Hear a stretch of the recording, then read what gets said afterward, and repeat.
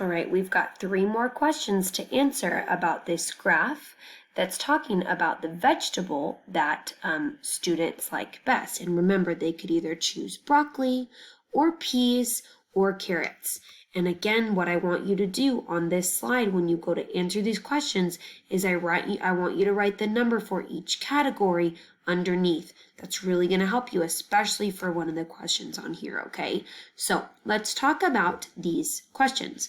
C says, how many total students answered the survey? You've got to figure out the total number of people. You've got to figure out how many people chose broccoli and peas and carrots and tell me the number of students. So remember, you're going to write your number and then you're going to write the word students. Don't forget, okay? I'm not going to write the whole word.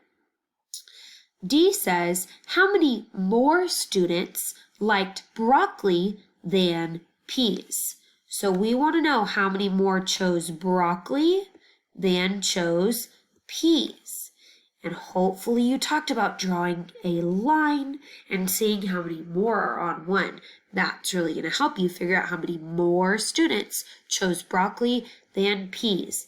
Don't forget to tell me the number of students.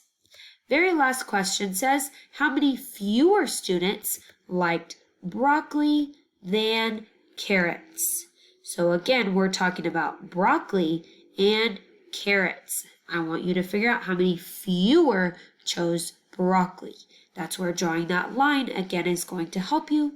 You'll tell me the number and then students.